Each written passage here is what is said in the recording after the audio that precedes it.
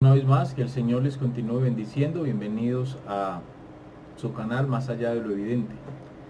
Hoy quiero compartir un tema muy interesante y estoy plenamente convencido que es un tema de muchísima edificación para la iglesia del Señor.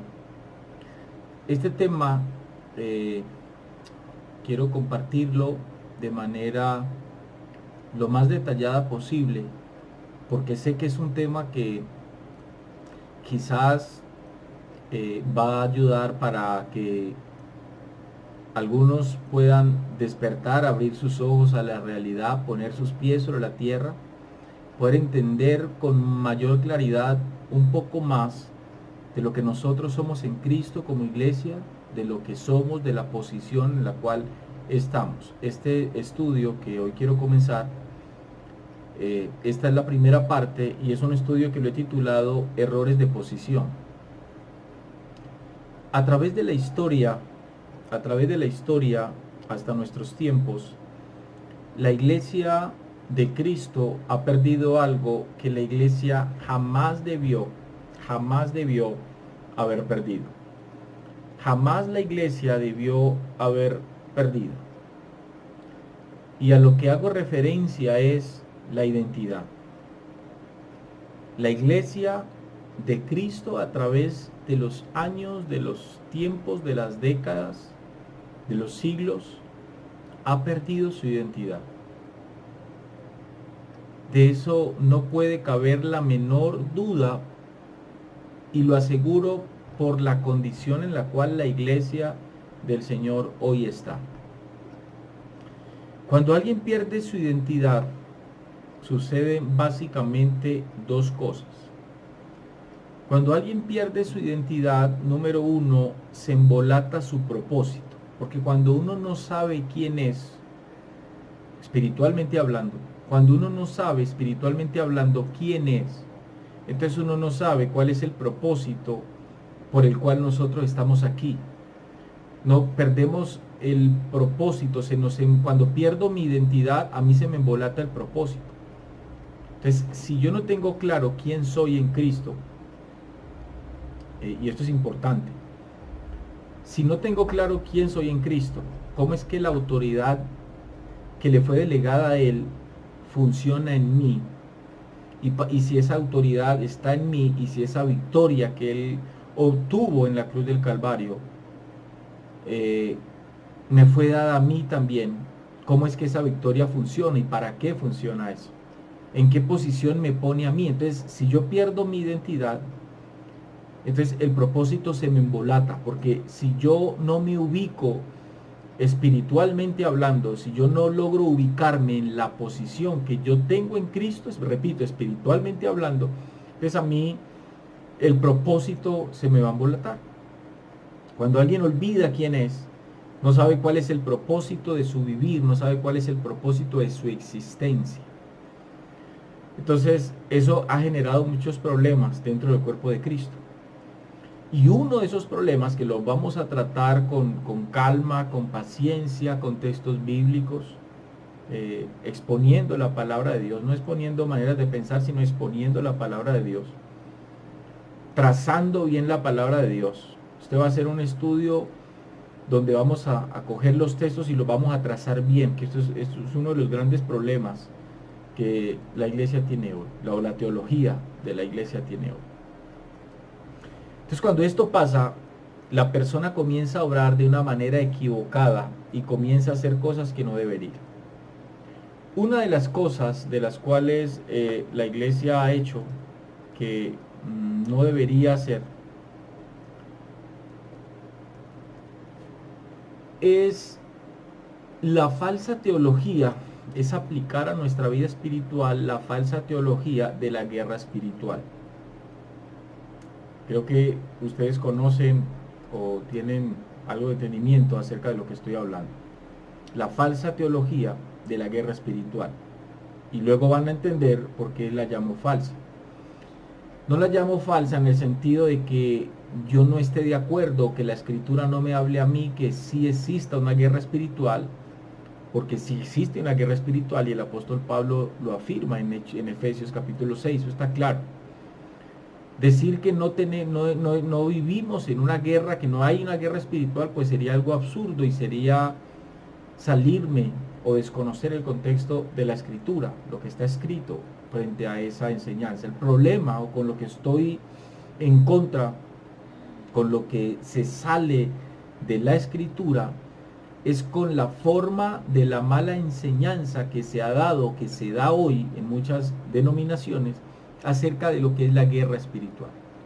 Entonces, cuando yo pierdo mi posición, cuando yo me olvido o no tengo una buena enseñanza de quién soy en Cristo, entonces yo comienzo a cometer errores de posición.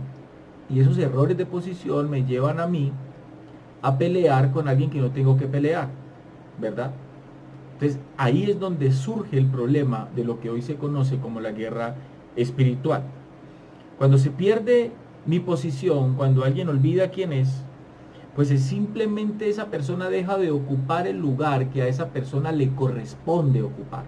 Entonces eso es lo que ha pasado hoy dentro de muchas denominaciones donde prolifera esta enseñanza y donde pues esta enseñanza ha creado muchos adeptos a ella y muchos creyentes. Entonces cuando alguien no sabe cuál es el lugar que le corresponde, comienza a creer que tiene una especie de superpoderes o de una autoridad para ejercerla en cualquier posición, y es allí donde se presentan los errores de posición. Entonces, cuando yo me olvido quién soy en Cristo realmente, qué es lo que esta enseñanza ha hecho, ha generado dentro de la iglesia, dentro de muchas denominaciones, es que muchos han creído ser como una especie de liga de la justicia cristiana. Entonces muchos hoy se creen como una especie de Avengers. Entonces no faltará el que se cree Capitán América espiritual, el que se cree el Iron Man, no faltará el que se cree el Hombre Araña, no faltará el que se cree el Thor, ¿no? No faltará el Hulk por ahí, etcétera, etcétera. Entonces, parece ser que de alguna u otra manera esta falta de conocimiento y esta abundancia de ignorancia ha llevado a muchos a cometer gravísimos errores de posición, o sea, a meternos con quien realmente no tenemos que meternos. Y estoy hablando del reino de las tinieblas. Alguien dirá, bueno, este ya va a empezar a ser de abogado del diablo. No soy abogado del diablo, créame que no, ni me interesa hacerlo. De hecho, él no necesita abogados porque él ya está juzgado, él no está viviendo en este momento un juicio, no está esperando una sentencia, él ya fue sentenciado, él ya sabe lo que le espera. Entonces no necesita abogado, no pretendo serlo, y esto es interesante. Pero ¿por qué no echarle un ojo a lo que dice la escritura con respecto a ponernos a la par con Satanás y con su reino de las tinieblas?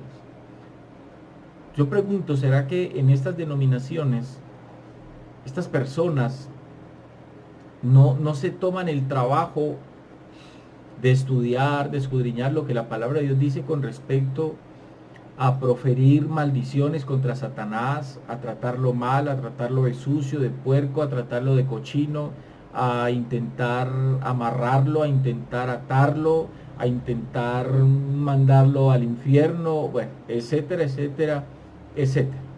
Este estudio que hoy comienzo, hoy va a ser muy interesante porque vamos a hablar acerca de todo este tipo de cuestiones y cómo esta falsa enseñanza que se introdujo a la iglesia cristiana, pues nos ha hecho realmente un mal terrible. Entonces, en este problema han caído muchas congregaciones, refiriéndome a personas, refiriéndome a individuos. En la carta del apóstol Pablo a los romanos, vamos a la Biblia. En la carta del apóstol Pablo, Romanos capítulo 1,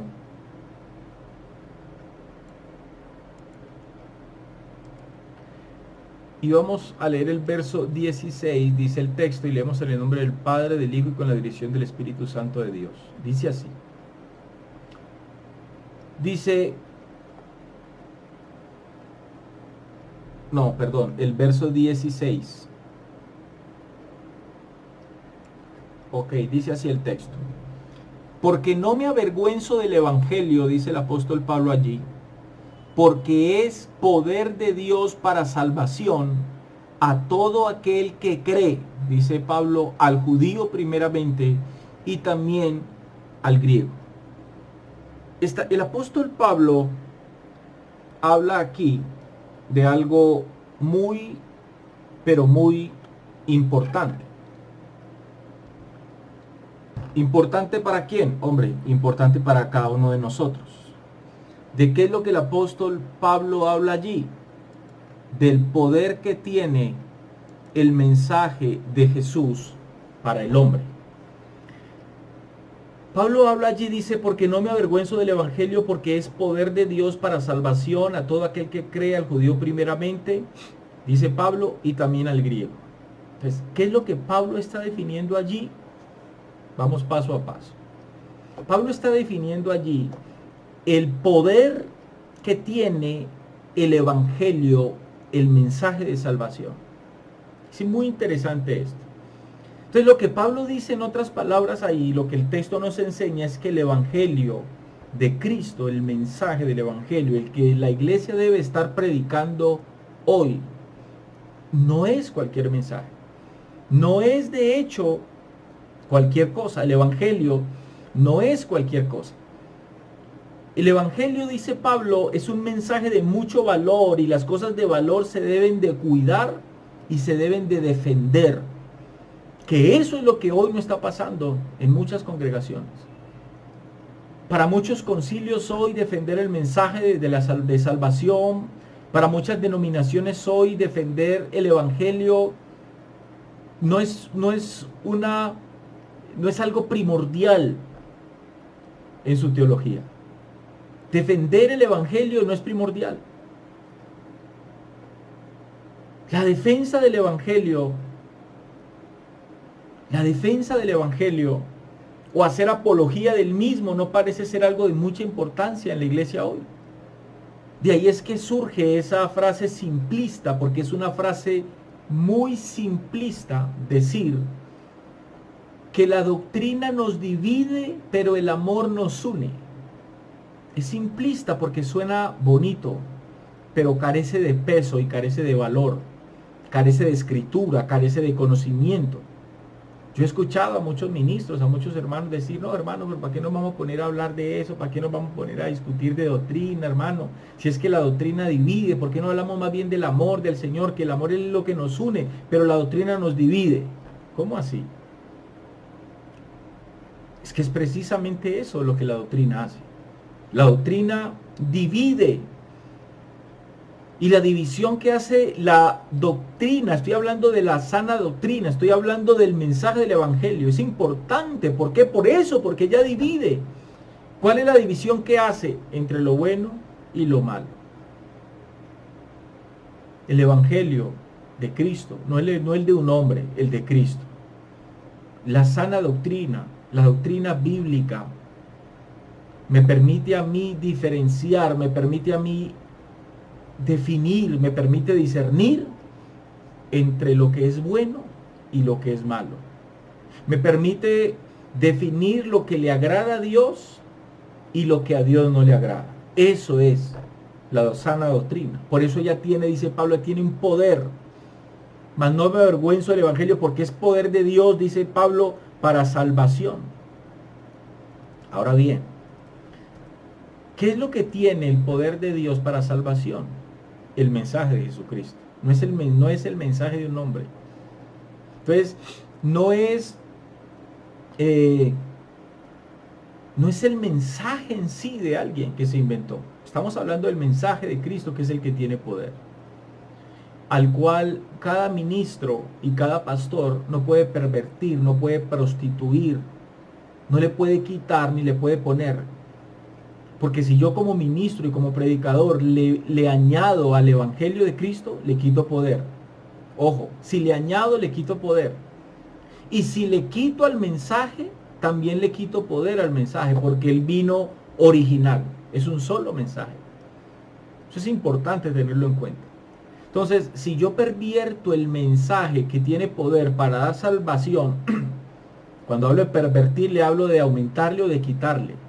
Si yo cometo ese error con el mensaje, con un mensaje que tiene poder para dar vida eterna, entonces lo que hago de ese mensaje es prostituirlo, es pervertirlo. Entonces ahora ese mensaje ya no produce vida eterna, sino que produce todo lo contrario. Produce condenación eterna, que es lo que está pasando hoy en muchas congregaciones. Vamos a la carta de Judas, capítulo 1. Vamos a la carta de Judas, capítulo 1, verso 3. Vamos allí. Dice Judas en esa carta, capítulo 1, verso 3. Escuchen esto. Judas dice allí: amados, por la gran solicitud que tenía de escribiros acerca de nuestra común salvación, me ha sido necesario escribiros exhortándoos que contendáis ardientemente por la fe que ha sido una vez dada a los santos. Interesante. Esto es Biblia, esto es Escritura. Aquí Judas no usa esa palabra, esa frase simplista: la doctrina nos divide pero el amor nos une. No, esto es Escritura. Y Judas llama allí a la iglesia, es un llamado, una exhortación a contender, dice Judas, ardientemente por la fe. Entonces Judas predica contra el peligro de las prácticas y doctrinas peligrosas que ponen el evangelio de Jesucristo en peligro. Se trata de cuestiones serias y Judas trata con ellas con seriedad. Nuestra salvación no es común, dice Judas ahí, en el sentido de que no es barata o de que cualquiera puede tenerla. Es común en el sentido de que hemos sido salvos en común, en la comunidad. Dios tiene una forma para los ricos, o sea, Dios no tiene una forma para que los ricos se salven y otra para que los pobres se salven. No. La forma es una sola, a través de ese evangelio que tiene el poder para salvación. Entonces Dios no tiene una forma para que los ricos se salven y otra forma para que los pobres se salven. No hay dos evangelios, no hay un evangelio para ricos y no hay un evangelio para pobres. Es un solo evangelio y ese evangelio tiene el poder, la capacidad de producir salvación y vida eterna a todo mundo. A todo mundo por igual. A eso se refiere Judas cuando dice acerca de nuestra común salvación. Entonces, si no es una salvación común, según lo que Judas está diciendo, entonces pues sencillamente no es una salvación. ¿Por qué? Porque hay una sola manera de ser salvos y es a través del evangelio de Cristo, no a través, señoras y señores, del evangelio de un hombre, de una nueva revelación. Que de eso las congregaciones, muchas congregaciones a nivel mundial, están llenas. ¿Llenas de qué? De nuevas revelaciones, de nuevos evangelios, de doctrinas de hombres, de doctrinas que no hacen coinonía con la Escritura, de doctrinas que no van conforme a la voluntad de Dios, conforme a la palabra de Dios escrita o a través de las Escrituras. Entonces dice Judas allí: exhortándoos que contendáis ardientemente por la fe. La antigua palabra traducida griega para contender proviene o hace referencia al mundo atlético, al mundo de la lucha libre. Es una forma reforzada de la palabra que significa agonizar. Entonces, por lo tanto, contender habla de manera clara de un trabajo duro y de un trabajo diligente. A eso se refiere Judas cuando habla acerca de contender ardientemente por la fe. Entonces, el llamado de Judas aquí es un llamado a proteger el mensaje del evangelio porque es poderoso, porque es valioso. Uno no puede proteger algo que no tiene valor. Si ustedes entran a una galería de arte y no hayan seguridad, no hayan policía, no hayan vigilancia dentro de la galería de arte. La gente entra y sale sin ningún problema. Pues es muy fácil llegar a la conclusión que las obras de arte que hay en esa galería pues no tienen valor, por eso no se las está cuidando, ¿vale? Pero cuando algo tiene valor, es algo que se le presta toda la atención del mundo. Cuando uno entra a una galería donde se están exponiendo obras de Da Vinci, obras de Otero, obras de Miguel Ángel, etcétera, etcétera, pues es una galería donde hay seguridad. ¿Por qué? Porque lo que hay dentro de esa galería son obras de arte muy, muy valiosas. Ahora bien, eso se tiene que cuidar de la mejor forma. Pero permítame decirles que el Evangelio de Cristo tiene muchísimo más valor que cualquier obra de arte del mejor artista plástico de pintura del mundo. Tiene mucho valor. Porque una obra de arte lo más que puede hacer es adornar un espacio en una casa o en una empresa o en una finca o qué sé yo. Pero el Evangelio de Cristo, hermanos, el Evangelio de Cristo no tiene el poder de adornar o de hacer ver bonito un lugar o un espacio. El Evangelio de Cristo tiene el poder de crear vida eterna y de crear salvación y de generar vida eterna en aquel que lo escucha y en aquel que lo pueda creer. Entonces dice Judas allí que contendáis ardientemente por la fe que ha sido una vez dada a los santos. ¿Cuántas veces fue dada la fe a los santos? Dice Judas, una sola vez. Esa fe a los santos, ese evangelio, ese mensaje no fue dado 2, no fue dado 3 veces. No. Ese mensaje fue dado una sola vez. Interesante porque cuando Judas habla de la fe no significa la creencia personal mía. Cuando Judas dice contender ardientemente por la fe que ha sido una vez dada, Judas no habla de la fe que yo pueda tener. Porque yo puedo tener una fe, ustedes pueden tener otra, el de allá puede tener otra, el de acá puede tener otra fe. Entonces no es cuestión de defender mi fe, no, ojo. Es cuestión de defender es el mensaje de Cristo del Evangelio, la palabra escrita que el Señor nos entregó. La frase la fe significa la verdad esencial del Evangelio que todo cristiano verdadero tiene que mantener en común. Que eso es lo que no se halla hoy en las congregaciones que decimos ser, y ahí me incluyo yo, porque es la verdad. No puedo faltar a la verdad, que es una de las cosas que a mí me preocupa y algunos de ustedes conocen eso de mí. Y lo he expuesto y lo he hablado en algunas reuniones pastorales en las cuales el Señor me ha permitido estar. Hay un problema, tenemos un grave problema, porque en muchas congregaciones cristianas evangélicas, cada denominación tiene su propia teología, tiene su propia enseñanza, totalmente diferente. Y eso, créanlo o no, estén de acuerdo o no, eso nos ha hecho mucho daño a nosotros como cuerpo de Cristo y como iglesia. Y nos ha restado testimonio. Eso está claro. O sea que, ¿qué quiere decir ese mensaje? Ese mensaje sigue siendo el mismo, nunca cambió. Judas hace un llamado a la iglesia a contender ardientemente por la fe, a defenderla. Por eso es que nosotros debemos centrarnos en lo escrito, en la palabra de Dios que ya fue revelada. O sea, no necesitamos revelación de Dios. Lo que Dios tenía que revelarle al hombre con respecto a su salvación, ya se lo reveló. ¿Qué necesitamos nosotros ahora? Pues ahora lo que nosotros necesitamos es tener iluminación de lo que Dios ya reveló al hombre, que eso es una cosa totalmente muy diferente. Verso 4. Dice el verso 4, porque algunos hombres, vamos al texto por favor. Verso 4. Escuchen esto. Porque algunos hombres han entrado encubiertamente, los que desde antes habían sido destinados para esta condenación, hombres impíos que convierten en libertinaje la gracia de nuestro Señor, de nuestro Dios, y niegan a Dios, el único soberano, y a nuestro Señor Jesucristo. Dice el verso... bueno, aquí en el verso 4 hay algo interesante. Esto es lo que hace tan peligroso.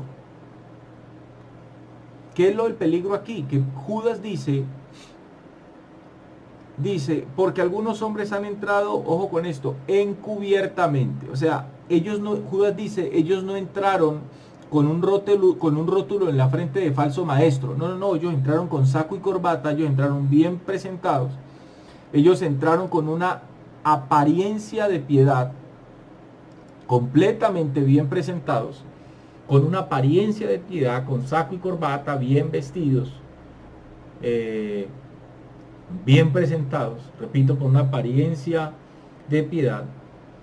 Y esto es lo que los hace a ellos tan peligrosos. Porque dice Judas allí, entraron desapercibidos. Entonces nadie advirtió que eran peligrosos. No llevaban una etiqueta, un rótulo en la frente que dijera yo soy o falso pastor. No lo llevaron ni aquí y tampoco lo llevaron aquí.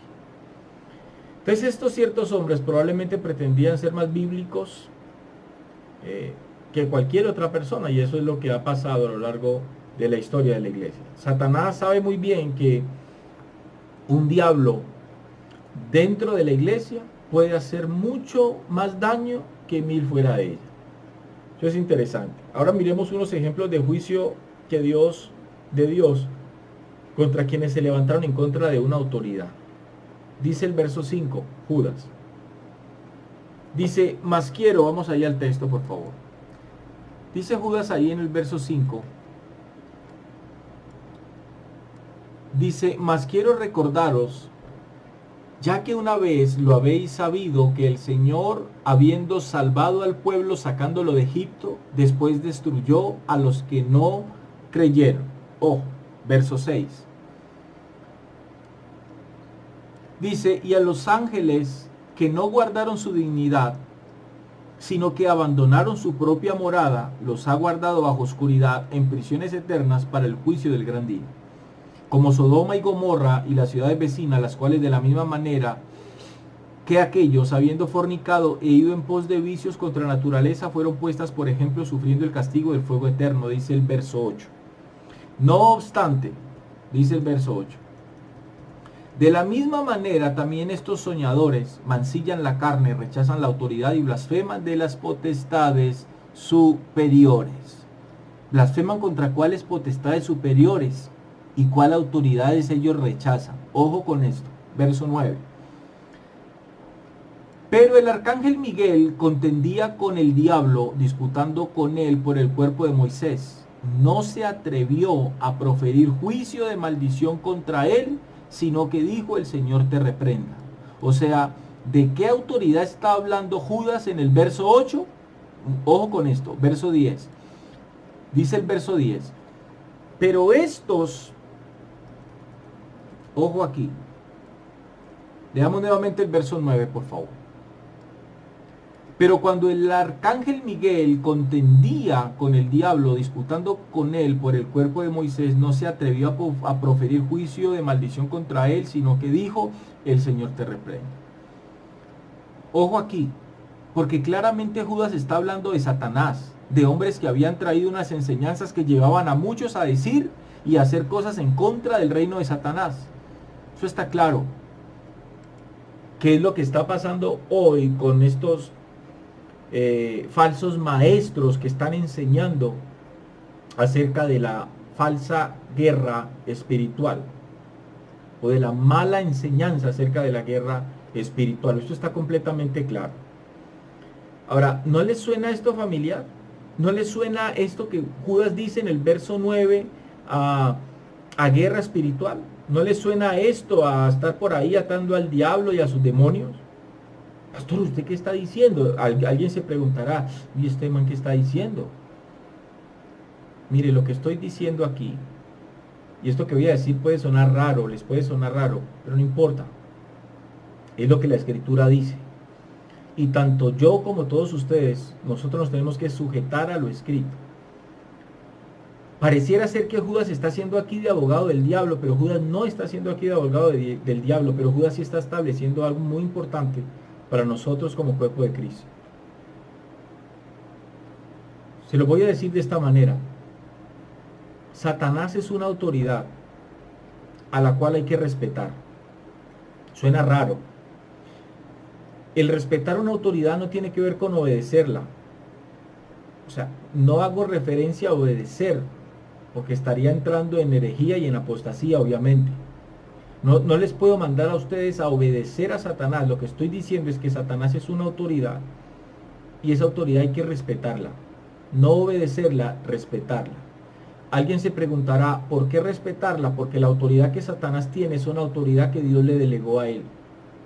Y aunque él sea un ángel caído, escuchen, aunque él sea un ángel caído, él sigue teniendo poder. Yo he escuchado predicaciones y mensajes errados, usando textos fuera del contexto, no trazando bien la palabra de Dios, donde se habla y se enseña que Satanás ya no tiene poder, que a él le fue quitado toda autoridad y que ahora Cristo empoderó la iglesia y que la iglesia ahora está montada encima del diablo. Eso no es bíblico. Porque la escritura nos dice que él es el príncipe de las potestades del aire. Pablo lo llama a él el Dios de este mundo. Él es el que está gobernando este mundo. Entonces no nos equivoquemos.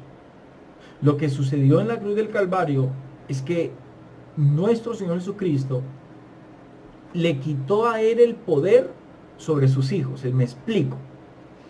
Hoy Satanás, él es una autoridad con poder y con gobierno porque lo tiene. Gústele a quien le guste. Satanás es una autoridad con poder y con gobierno y lo tiene. Y repito, es una autoridad que hay que respetar porque esa autoridad que él tiene le fue delegada por Dios, por nuestro Dios y por nuestro Señor Jesucristo. ¿Cuál es el punto, el meollo aquí del asunto? Satanás no tiene poder sobre nosotros, los hijos de Dios, pero él sigue teniendo poder sobre sus hijos. Él sigue haciendo con sus hijos lo que quiere. Él sigue haciendo con el mundo lo que quiere. Y bueno, digo lo que él quiere porque de todas maneras el poder que él tiene está por debajo del poder de Dios. Entonces es importante. Pero lo que está sucediendo en el mundo hoy, detrás de todo lo que está sucediendo en el mundo, pues usted ya sabe quién está detrás de todo esto. Entonces eso es importante para entenderlo. Porque hoy la mala enseñanza, la falsa enseñanza de guerra espiritual se le está enseñando a la iglesia a que tiene que ir a atar al diablo. Yo he escuchado que hay que atar al hombre fuerte y el hombre fuerte en la Biblia es el diablo. Y esa enseñanza que Jesús dio acerca del atar al hombre fuerte fue una metáfora para hablar de lo que él había hecho, pero estaba hablando de lo que él hizo. Eso no es una enseñanza para yo tomarla y crear un dogma, una doctrina de eso para yo enseñar a la iglesia que la iglesia tiene que ir a atar al hombre fuerte, porque al hombre fuerte, o sea, el diablo nadie lo puede atar porque él está en este momento libre, haciendo y deshaciendo. No es tan fácil como suena ir a atar al diablo. No está atado, él no está atado. Va a llegar un momento donde un ángel le va a atar y le va a atar por 1000 años. Pero en este momento él está por ahí. Entonces eso es un problema y un grave error. Tampoco debemos de atar demonios. Decirlo es fácil. Eso en la palabra funciona, en la letra funciona, pero en la práctica no funciona. Pero no se preocupen que durante estos estudios pues vamos a estar moliendo la escritura para poder darles una explicación bíblica basada a la escritura acerca de lo que estamos hablando. Entonces lo que trato es de entender el mensaje de Judas y lograr ubicarnos posicionalmente para no cometer errores de posición. O sea, ¿a qué me refiero? No hay un escrito en la Biblia ni donde Jesús, ni donde el apóstol Pablo nos mande a nosotros como iglesia a ir a buscarle problemas al diablo o a su reino. No, eso no lo hallamos. Y cualquier texto bíblico que ustedes se puedan imaginar, lo vamos a establecer en este estudio y lo vamos a poner en contexto para que ustedes se puedan dar cuenta del error en el cual nos llevó el neopentecostalismo a través de los años con este tipo de enseñanzas. Entonces dice el verso 10, vamos al verso 10.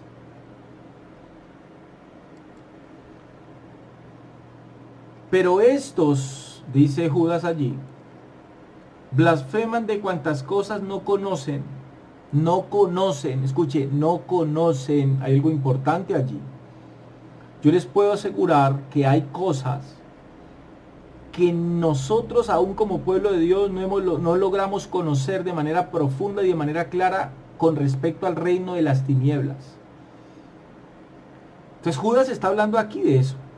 Pero estos blasfeman de cuantas cosas no conocen, y en las que por naturaleza conocen se corrompen como animales irracionales. Dice el verso 11, ay de ellos, porque han seguido el camino de Caín y se lanzaron por lucro en el error de Balaán y perecieron en la contradicción de Coré. Este ejemplo nos lleva a nosotros a Génesis 4, donde Caín aparece ante el altar sin sacrificio de sangre y con problemas de celos hacia su hermano. Tremendo. La manera de Caín es la misma de la religión hecha por el hombre, rechazando la revelación de Dios y la sangre del Salvador. O sea, hombres que no se presentan delante de Dios con la sangre de Cristo.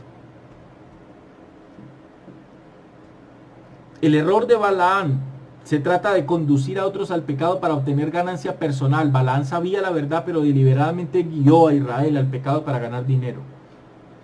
Luego habla aquí de Coré, verso 11. Coré y sus seguidores rechazaron la autoridad divina dada a Moisés y trataron de adueñarse del poder. Esto es lo que pasa hoy en muchas denominaciones, ministerios, llevando a la iglesia a una confrontación absurda con el diablo y el reino de las tinieblas. ¿Por qué digo absurda? ¿Por qué le llamo absurda? Absurda porque nosotros vivimos en un plano físico. Absurda porque yo soy un ser humano, soy carne, hueso. Absurda porque una lucha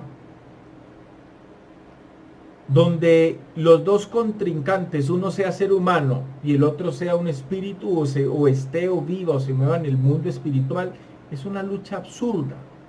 Absurda porque yo no puedo pegarle nunca un puño al diablo, nunca le voy a poder pegar una patada a un demonio, no voy a poder ni siquiera ir a pegarle un pellizco a un demonio, tampoco lo puedo cachetear a un demonio, tampoco lo puedo coscorronear a un demonio. Por eso esa lucha presentada de esa manera es absurda. Ese cuento de que vamos a hacer guerra espiritual, que reunámonos a gritar y que fuera, y fuera, y fuera, y fuera, y esos son unos gritos impresionantes, que es un escándalo bastante bochornoso que ha tocado nuestro testimonio y lo ha puesto por el piso, que está de loco nos han tratado. Entonces eso no funciona. Muchos creen que los demonios van a correr a los gritos que un pastor o que alguien puede hacer. No, es una lucha absurda. Nosotros no encontramos un texto en la Biblia donde se nos mande a nosotros como iglesia a ir a luchar literalmente con el diablo, contra sus huestes de maldad y sus demonios y sus gobernadores de tiniebla y sus principados y sus potestades. Eso no existe en la Biblia porque es absurdo que existiera. ¿Cómo yo voy a ir a pelear con un demonio? O sea, ¿cómo? No. Hay un desconocimiento de la Escritura frente a ese tema. Cuando Pablo habla en Efesios 6 acerca de la armadura de Dios, Pablo dice para que podáis estar firmes contra los ataques del enemigo. Firmes. Pablo no dice pónganse en esto y vayan a pelear. No, para que puedan estar firmes. Y eso tiene un significado.